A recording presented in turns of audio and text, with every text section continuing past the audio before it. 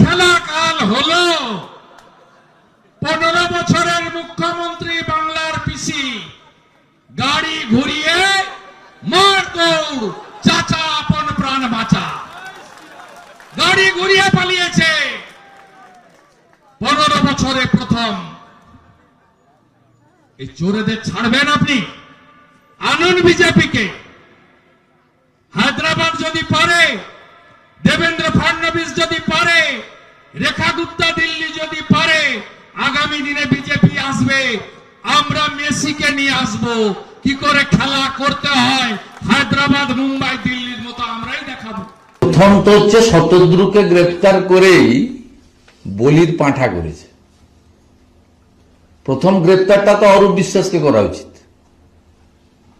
দ্বিতীয় গ্রেফতারটা তো সুজিত বোসকে করা উচিত, তারপরের গ্রেফতারটা শতদ্রুকে করা উচিত।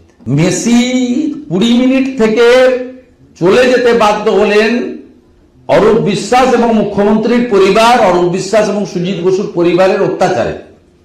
এবং সকল যারা নির্বাচনের সময় তৃণমূলের প্রচার করে, সেই টলিউডের কিছু লোকজন তারা কুক্ষিগত করে রেখেছিলেন।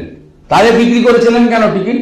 কার্বাইড দিয়ে যেমন ফল পাকানো হয়, তেমনি মুখ্যমন্ত্রীর ক্ষয়িষ্ণু জনপ্রিয়তা, তৃণমূল মানেই চোর, ফুটো জাহাজ, জল ঢুকছে, এপ্রিল মাসে সখাত সলিল তলে যাবে, তার আগে তিনি কার্বাইড দিয়ে কাঁঠাল এবং আম পাকানোর মতো মেসিকে দিয়ে খেলা হবে করতে গিয়েছিলেন। উল্টো খেলা হয়ে গেছে।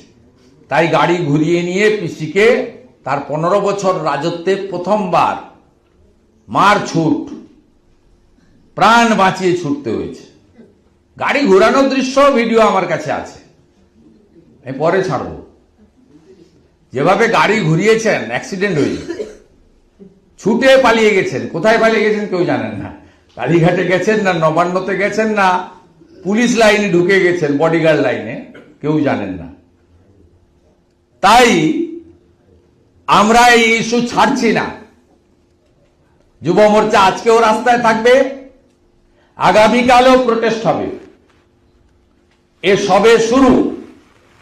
আমি মহামহিম রাজ্যপাল মহোদয়, আমাদের সাংবিধানিক প্রধানের কাছে মমতা ব্যানার্জির পাড়ার লোককে দিয়ে লোক দেখানো তদন্ত কমিটি নয়, সিটিং জাজকে রেখে কলকাতা পুলিশ তথা বিধান